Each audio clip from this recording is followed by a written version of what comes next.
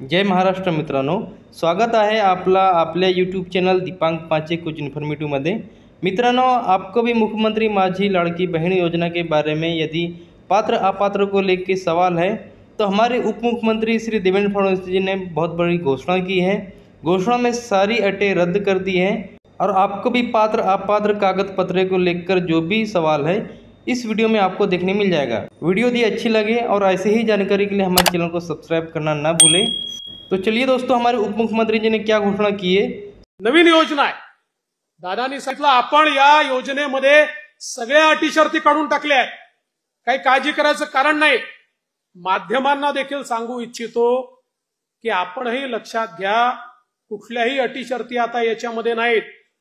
कारण आमच्या समोर प्रश्न आले, ते जेन्युइन प्रश्न होते की या ठिकाणी समजा रहिवासी दाखला तर बाबा मध्य प्रदेशातनं किंवा दुसऱ्या भागातनं कर्नाटकातनं त्या ठिकाणी 15 वर्षापूर्वी लग्न होऊन एक भगिनी इकडे आली आहे, पण आता तिचा रहिवासी दाखलाच नाहीये, तर काय करायचं।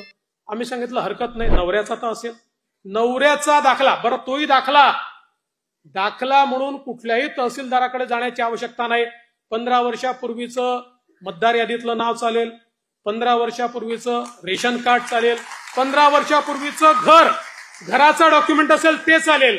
कुठलंही 15 वर्षापूर्वीचं डॉक्युमेंट असेल तर ते डॉक्युमेंट त्या ठिकाणी नवऱ्याच्या डॉक्युमेंटवर, पत्नीला किंवा वडिलांच्या डॉक्युमेंटवर मुलीला त्या ठिकाणी योजना मिळणार आहे। त्यानंतर उत्पन्नाच्या दाखल्याकरता कोणालाही रांग लावायची आवश्यकता नाही, कारण ज्यांच्याकडे पिवळे आणि केशरी रेशन कार्ड आहे अशा सगळ्यांना त्या ठिकाणी ही योजना लागू करण्यात आलेली आहे। त्यामुळे ते कार्डच त्यांचा उत्पन्नाचा दाखला समजला जाईल। मग कोणीतरी सांगितलं कुटुंबाची व्याख्या काय, रेशन कार्ड ही कुटुंबाची व्याख्या आहे। त्यामुळे नव्याने आता हे कुटुंब काय आहे त्याचा दाखला घ्यायचा आहे का, असा कुठलाही दाखला घेण्याची आवश्यकता नाहीये। आणि याच्या व्यतिरिक्त ज्यांच्याकडे रेशन कार्डही नाही आहे त्यांनी सेल्फ सर्टिफिकेशन करायचं आहे। स्वतः केवळ सेल्फ सर्टिफिकेशन केलं तरी देखील त्यांना ही योजना मिळणार आहे। ही योजना आमच्या बहिणींना बाहेर ठेवण्याकरता नाही आहे, ही आमच्या बहिणींना आत घेण्याकरता योजना तयार करण्यात आलेली आहे। त्यामुळे आपल्यालाही कुठेही काही अडचण योजनेच्या संदर्भात वाटली, आपण आता ऑफलाईन फॉर्मही घेतोय, ऍपवरही फॉर्म घेतोय। ऍपवरचे फॉर्म हे आपल्याला सोपे पडतात, ऑफलाईन जे येतात ते पुन्हा ऑनलाईन करावे लागतात, पण जी पद्धत असेल त्या पद्धतीने आपण घेतोय।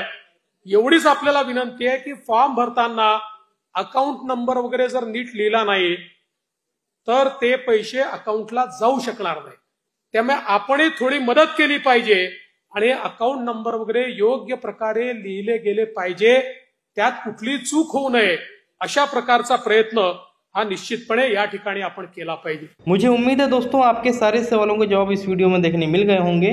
आपके भी यदि कोई सवाल है हमें कमेंट्स करें और ऐसे ही जानकारी के लिए चैनल को सब्सक्राइब करना ना भूलें। मिलेंगे आपसे किसी और जानकारी के साथ में, जब तक के लिए जय हिंद जय भारत, धन्यवाद।